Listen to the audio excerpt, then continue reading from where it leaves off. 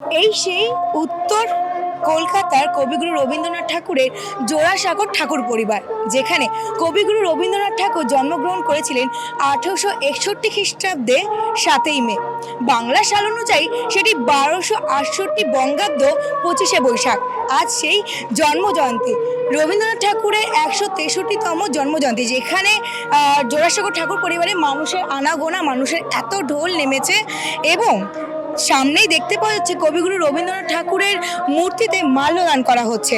দেখে বুঝতেই পারছেন যে পরিবেশটা একেবারেই অন্যরকম। চারিদিকে একটা অন্যরকম গন্ধ, চারিদিকেই রবীন্দ্রসঙ্গীতের গান শোনা যাচ্ছে। মানে একটা অন্যরকমই অনুভূতি। বাঙালির কাছে কিন্তু খুব বড় একটি দিন, কারণ আমাদের বিশ্বকবির আজ জন্মদিন। চলুন এই জোড়াসাঁকোর ঠাকুর পরিবারের কিছু ছোট কোলাজ আপনাদের সামনে তুলে ধরবো।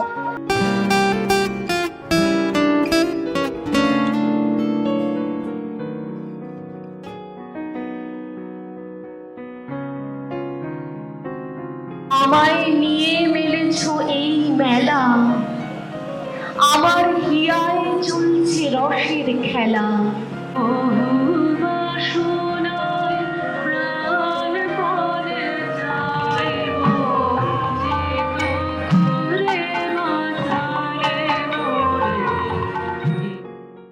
আমরা আজকে এই জোড়াসাঁকো ঠাকুর বাড়িতে উপস্থিত হয়েছি, যখন প্রত্যেকেই কবিগুরুর প্রতি, বিশ্বকবির প্রতি তার শ্রদ্ধা জানাতে, তার যেরকম স্বাধীনতা, অধিকার, ভালোবাসা, অনুরাগ সবটাই নিয়ে কিন্তু আজকে এখানকার আবেগ। সুতরাং এখানে আর কোনো নেগেটিভ কথার কোনো জায়গা থাকে না। কবিগুরু রবীন্দ্রনাথ ঠাকুরকে আজকে রবীন্দ্র জয়ন্তী উপলক্ষে এবং আজকে তার জন্মদিবস উপলক্ষে আমরা শ্রদ্ধা জানাই। রাজ্য সরকার পক্ষ থেকেও, যেমন আপনারা জানেন, ক্যাথিড্রাল রোডে আজকে প্রোগ্রাম রয়েছে। নিশ্চয়ই একটা নির্বাচনী মরশুমেতে মডেল কোড অফ কন্ডাক্টের মাধ্যমে বিভিন্ন বাধা নিষেধ কিংবা বিধি নিষেধ থাকে, সেটা একটা প্রতিবন্ধকতা থাকতেই পারে, কিন্তু তাতে আমাদের শ্রদ্ধার জায়গাটা কোনো খামতি থাকে না।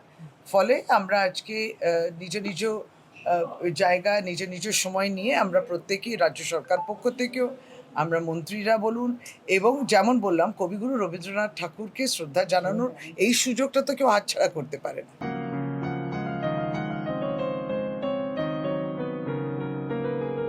মোর জীবনে বিচিত্র রূপ ধরে তোমার ইচ্ছা তরঙ্গেছে। রবি ঠাকুরের এই সেই বাড়ি, এই বাড়িতেই, অর্থাৎ এই জোড়াসাঁকো ঠাকুর বাড়িতেই সাল 1961। এই 1961 সালেই কিন্তু এই জায়গায় গঠন করা হয়েছিল পশ্চিমবঙ্গ সরকারের বিশেষ উদ্যোগে রবীন্দ্র ভারতী বিশ্ববিদ্যালয়। এবং স্বাভাবিকভাবেই আজকের দিনে, অর্থাৎ আজ যেখানে কবিগুরুর জন্ম বার্ষিকী পালন হচ্ছে, জন্ম জয়ন্তী পালন হচ্ছে, গোটা দেশ জুড়ে, গোটা বাংলা জুড়ে জোড়াসাঁকো ঠাকুর বাড়িতে কিন্তু আজকের একেবারেই কবি প্রেমীদের বলুন, বাঙালিদের বলুন, আপনি বিভিন্ন ধর্মের মানুষের বলুন, তা কিন্তু আজকের ঢল নেমেছে। তার কারণ এই দিনটায় একেবারে এই জোড়াসাঁকো ঠাকুর বাড়ি উৎসবের আবহ নেয়, উৎসবের চেহারা নেয়। চারিদিকে রবীন্দ্র নৃত্য, রবীন্দ্রসঙ্গীত, রবীন্দ্র ভাবনায় যারা উদ্ভূত হন তাদের নিয়ে অনুষ্ঠান। শুধু তাই নয়, আমি আপনাদের সেই ছবি একটুখানি দেখাবো। তা হচ্ছে যে রবীন্দ্রনাথ ঠাকুর এই জোড়াসাঁকো ঠাকুর বাড়িতে, রবীন্দ্রনাথ ঠাকুর এই জোড়াসাঁকো ঠাকুর বাড়িতে যে জায়গায় তার বিশেষ ডাইনিং রুম ছিল, তিনি আহার করতেন। আসুন সেই ছবি আপনাদেরকে একটুখানি দেখাবো। আজকের এই বিশেষ দিনে এই জায়গা কিন্তু খুলে দেওয়া হয়, যেখানে কবিগুরু রবি ঠাকুর বসে সবার সাথে মিলিত হতেন এবং তিনি এখানে কিন্তু আহার করতেন। আজকের এই দিনে বিভিন্ন ছবির কোলাজ রয়েছে, সাদা কালো কোলাজ, যে সাদা কালো কোলাজ কিন্তু আজকের এত বছর, মানে তার জন্মের এত বছর পর, 160 বছর অতিক্রান্ত, এত বছর পরও কিন্তু ভীষণভাবেই জীবন্ত। তার কারণ যতদিন বাংলা সাহিত্য, বাংলা সঙ্গীত, বাংলা লেখা থাকবে, ততদিন কিন্তু তিনি থাকবেন, তিনি আছেন। তার এত বছর জন্মের এত বছর পরও কিন্তু বারবার এই বিষয়টা কিন্তু উঠে আসছে যে তিনি কতটা আজকের এই সময় তিনি প্রাসঙ্গিক ছিলেন। তো এই হচ্ছে সেই সেই জায়গা। আজকের দিনে বিশেষভাবে 25শে বৈশাখের আজকের দিনে বিশেষভাবে এই জায়গা খুলে দেওয়া হয় সাধারণ মানুষের জন্য, দর্শকদের জন্য। আসুন তাদের সঙ্গে একটুখানি কথা বলি, তারা আজকের এই জায়গায়, কবিগুরুর এই জায়গায় তাদের এসে তাদের অনুভূতির কথা একটুখানি জানতে চাইব। এই বিশেষ রুম, এই বিশেষ ঘর যেখানে রবি ঠাকুর তিনি বসে দুপুরের আহার করতেন, সবার সাথে মিলিত হতেন, কেমন লাগছে আজকের এই দিনে এসে? খুব ভালো। এমন দিনটা তো বারবারই আসা উচিত আমাদের। আজকে এখানে আমরা অনেকেই এসেছি আমাদের পাড়ার থেকে। আমার দাদা, এই যে আমার বিশাল দা, উনি আমাদের। আপনি এসেছেন, কেমন লাগছে আজকে সবাইকে নিয়ে আসা? এই আমি প্রত্যেক বছরই আসি। আমার নিজস্ব কলেজ লাইফ থেকে এখানে জোড়াসাঁকো ঠাকুর বাড়িতে আসা এখানে। তারপরে আমার নিজস্ব সংগঠন আছে সার্বজনীন রাখি বন্ধন উৎসব কমিটি, যেটা আজকের যে এই সময় এসেছেন, অনেকে এসছে, কি মনে হয় আজকের দিনে কতটা প্রাসঙ্গিক এই সময় দাঁড়িয়ে? অবশ্যই আজকে নতুন প্রজন্মের কাছে এটা অবশ্যই মানে আরও বেশি প্রচার হওয়া উচিত। এই নতুন প্রজন্ম যে দ্রুত গতিতে এগোচ্ছে, ফেসবুকের যে হোয়াটসঅ্যাপের দিকে, এই জগৎটা থেকে হারিয়ে যাচ্ছে। তাই মনে করি এই জগতের মধ্যে আরও আসা উচিত। এবং প্রাসঙ্গিক তিনি কিন্তু তুলে ধরছেন যে আজকের নতুন প্রজন্ম তারা যতটা ডিজিটাল মিডিয়া, ফেসবুক বলুন, হোয়াটসঅ্যাপ বলুন, যতটা এগোচ্ছে এই সময়টাকে, এই বিষয়টাকে তাদের জানার দরকার আছে বইকে। আমি একদম এই প্রজন্মের যারা রয়েছে, আমি তোমার কাছে আসবো। কোন ক্লাসে পড়ো? ক্লাস 6। ক্লাস 6। আজকের এই সময় এই জায়গায় এসে কবিগুরু সম্বন্ধে জানো, আমাদের পাঠ্যপুস্তকে আছে, কেমন লাগছে, কতটা শিখছো? আমার খুবই ভালো লাগছে এবং আমি খুবই লাকি যে আমি এখানে আসতে পেরেছি। বেশ, আমি আপনার কাছে আসবো। কিভাবে দেখছেন আজকের এই সময়টাকে? আজকের এই সময়টাকে আমি আজকের সময়টার যদি প্রাসঙ্গিকতা ধরি তাহলে খুবই গুরুত্বপূর্ণ, কারণ বাংলা ও বাঙালির সাথে ওতপ্রোতভাবে জড়িয়ে আছে আমাদের বিশ্বকবি রবীন্দ্রনাথ ঠাকুর। তো ওনাকে বাদ দিয়ে আমরা বাঙালি নই, বাঙালিরা ওনাকে বাদ দিয়ে কিছু ভাবতেই পারি না। তো ওনার জন্মদিনে আজকে এই সময়টা এসে আজকের দিন উদযাপন করা বা সবাইকে দেখা, সবার সাথে আসতে পারা, এটা খুব আনন্দের বিষয়, গর্বের বিষয়, এবং গর্বিত যে আমি ওনার জন্মস্থানে আসতে পেরেছি। এটা আমার খুব ভালো লাগছে। বেশ, তোমার কাছে আসবো। আজকে কি কোন ক্লাস? ক্লাস 6। ক্লাস 6। আজকে সুসজ্জিত ভাবে এসছো, কেমন লাগছে? ওইদিকে তাকিয়ে বলতে হবে। আমার এখানে এসে খুবই ভালো লাগছে, আর অনেক ইন্টারেস্টিংও লাগছে। বেশ, শুধু আমি নয়, আজকের আমার সঙ্গে আমার যিনি সহ প্রতিনিধি আছে, আমি একটুখানি পৌলমীর সাথেও কথা বলবো। আজকের এই জায়গায় এসে পৌলমীর অনুভূতি। পৌলমী, আমরা সকাল থেকে রবীন্দ্রনাথের মূর্তিতে মাল্যদান, সেই ছবি দেখলাম, মন্ত্রী শশী পাঁজা এসছেন, তার কথা শুনলাম। কি বলতে চাইবে? তুমিও সুদূর অন্য জায়গা থেকে, শহরতলি থেকে আসা, শহরে এসে কবিগুরুর এই জায়গা দেখা, তোমার অনুভূতি? আমার অনুভূতি দুর্দান্ত। মানে যেখানে কবিগুরু সম্পর্কে এত শোনা, এত কিছু, আমাদের প্রেমের ঠাকুর, বিশ্বকবি, তার জন্মভূমিতে আসতে পারা মানে ভীষণ একটা বড় ব্যাপার। এবং এখানে এত মানুষের ঢল দেখে এইটা মনে হচ্ছে যে হ্যাঁ, বাঙালি যাই হোক না কেন, কবিগুরুকে কিন্তু রক্তে রক্তে রেখেছে, অন্ধ্রে অন্ধ্রে রেখেছে। একদম তাই, বাঙালি কিন্তু ঠিক কথা কবিগুরুকে। পৌলমী, আমরা এই ছবিটা আমাদের দর্শকদের দেখাবো, তার কারণ হচ্ছে এই সেই ঘর যেখানে একেবারে কবিগুরুর সময়কার সমসাময়িক যারা ছিলেন বিভিন্ন জগতে, তারা কিন্তু আজকের এই সমস্ত ব্ল্যাক অ্যান্ড হোয়াইট ফ্রেমে তারা কিন্তু ফ্রেম বন্দী হয়ে রয়েছেন। এবং এই জায়গাটা যদি আমরা দেখাই, রাসবিহারী বসুর সঙ্গে আপনি যদি এই ছবিটা দেখেন, জাপানে এই ছবি তোলা, 1916 সাল। রাসবিহারী বসুর সঙ্গে এবং তার ফ্যামিলির সঙ্গে কবিগুরু রয়েছেন। দেখুন এই ছবি, সাল 1916, জাপানে এই ছবি তোলা। তারপরে যদি আমরা পাশের ছবিতে চলে আসি, রবীন্দ্রনাথ ঠাকুর, সেটাও 1916 জাপানেতে তিনি ছিলেন। এবং এর পাশাপাশি প্রত্যেকটা ছবি এখানে একেবারে যেন ভীষণভাবেই জীবন্ত। এবং এই যে ছবি শান্তিনিকেতনে 1901 সালের ছবি, কবিগুরু রয়েছেন। তো সুতরাং আজকের এই সময় ভীষণভাবেই প্রাসঙ্গিক, বারবার চলে আসছে 2024-এ দাঁড়িয়ে। আমি তোমার কাছে আসবো। কেমন লাগছে আজকের এই জায়গায় এসে? আমার খুব ভালো লাগছে এখানে এসে। রবীন্দ্রনাথ ঠাকুরের জন্মদিনে আমি রবীন্দ্রনাথ ঠাকুরের বাড়ি দেখতে এসেছি। রবীন্দ্রনাথ ঠাকুরের জন্মদিনে আমি রবীন্দ্রনাথ ঠাকুরের বাড়ি দেখতে এসেছি, সত্যি ভারী মিষ্টি কথা। আমি আবার পল্লবীর কাছে আসবো।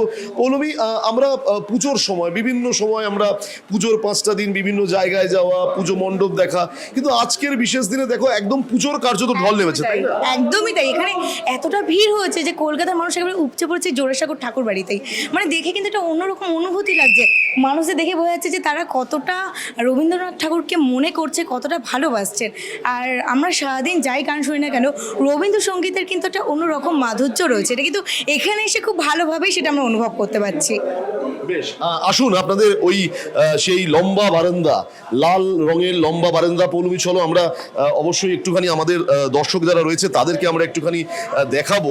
তার কারণ এই সেই বারান্দা, এই সেই জায়গা যেটা কিন্তু আজকের দিনে আপনি দেখতে পাচ্ছেন সবাই এই জায়গা থেকে সবাই একেবারে মনের ক্যামেরায় এই মুহূর্তটাকে ফ্রেমবন্দি করছে।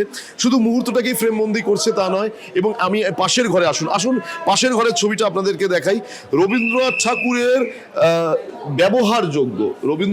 ব্যবহারযোগ্য যে সমস্ত পোশাক, সেই পোশাক কিন্তু এই মিউজিয়ামেও কিন্তু একেবারে শোভাবর্ধন করছে। পৌলমী দেখো, মানে সত্যি হয়তো সেটা কাঁচের ওপ্রান্তে আছে, কিন্তু আমরা যেন ওই মুহূর্তটাকে ছুঁতে পাচ্ছি, তাই না? একদমই তাই।